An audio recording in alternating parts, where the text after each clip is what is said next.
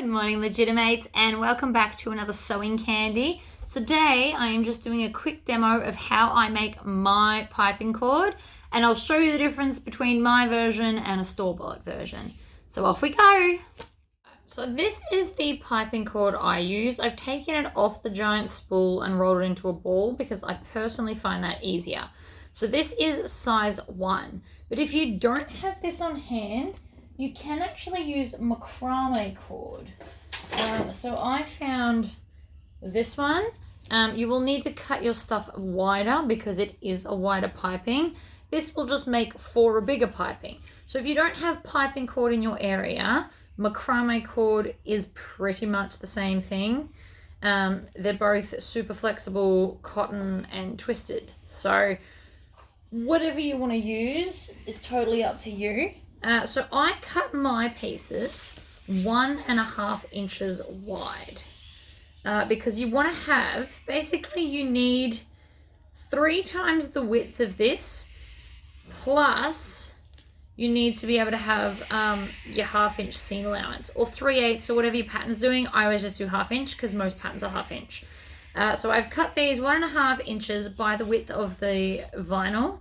This is quite a soft vinyl, which makes it perfect for this. So I've cut a whole bunch and we're going to join them all together and make some piping cord right now.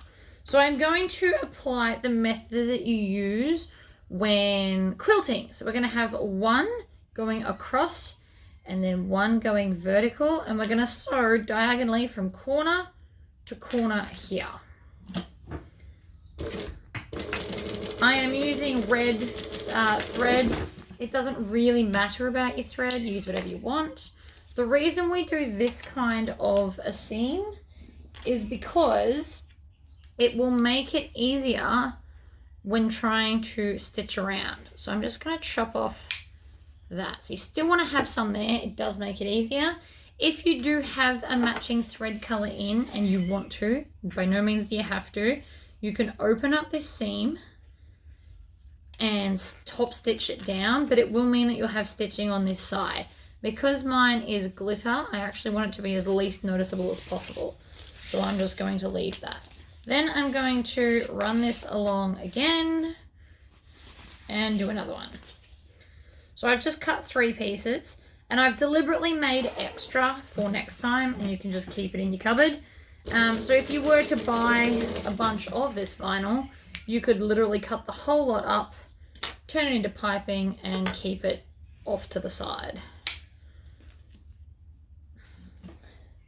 I mean, you also need to find homes for all of that, but you know, whatever.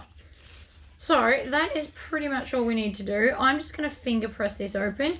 You could also, if you wanted to, use double-sided tape to keep that open as well. You have options. So let's grab an end, and I'm going to keep the red in because we are not going to see it.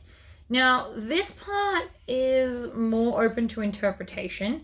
I personally won't be seeing this, so I don't care. I stitch further away than most people. Most people would put a zipper foot on and try and stitch pretty close to the cord in here. So we're just going to run this on the inside, and we're going to make sure that these edges match, and then we just push the edge of the foot right up against the piping, and then we fold it over so that the edges match. Now, most people would want you to sew a lot closer. My issue with that is if you're new to piping, or even if just you're having a bad sewing day, you have to absolutely stitch so much closer, and there's a lot less room for error if you stitch this all the way up against the piping cord. That's where we should be doing our final stitch. I have never had a problem doing it this way, but if you want to get closer, you can put on a piping foot, or you can put on a zipper foot, or whatever you want. I'm quite happy with it this way. You can also double-sided tape it together, and then you can skip the stitching part. You've got options. You can actually buy a machine. Simplicity bought out a piping and binding machine. So it runs like a heated, like a heat and bond, but it's like a thin film. So it will put your piping in, fold it over, put the strip of glue, and then heat it up and melt it together. So there's always that option. I used to have that machine, but I blew it up from overuse. And then I got my mate to try and fix it, and it lasted maybe another few months, and then it proper blew up. So that was from all the binding I used to make for aprons. Each apron had about 7 meters of binding. So you can imagine. Now when we get here, we're going to open this out and we're going to fold it over.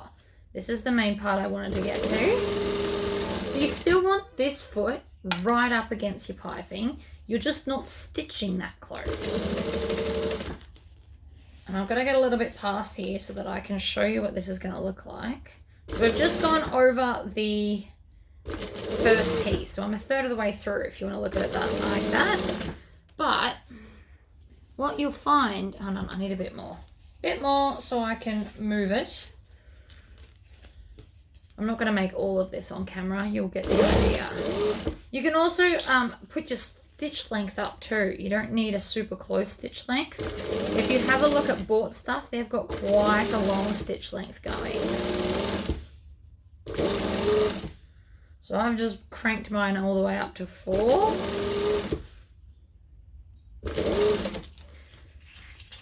All right, that should be enough. There we go. So when we go back to our join here, because the seam, see, it's very minimal.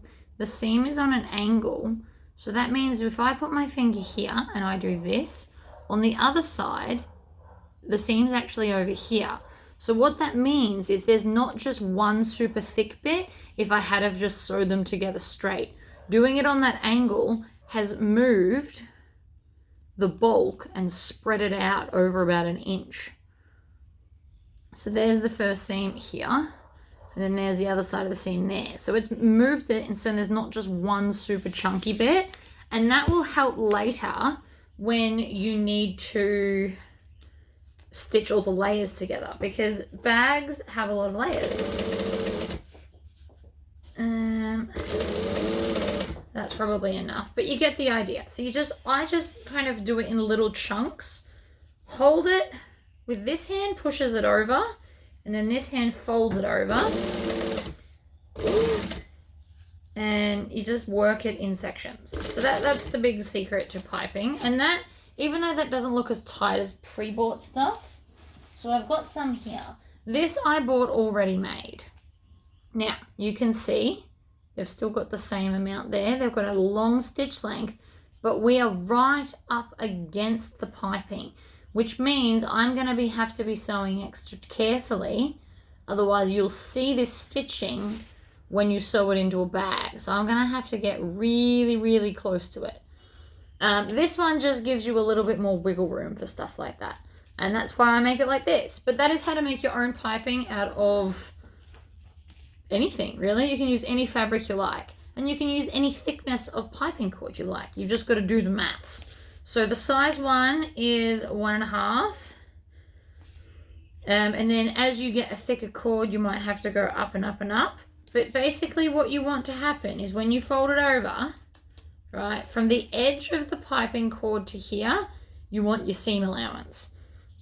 I do 1/2 inch because most bags are 1/2 inch, and you can always hang it off the edge if you absolutely have to. But that is piping cord. All right, guys, I hope that was helpful, and off you go and make your own.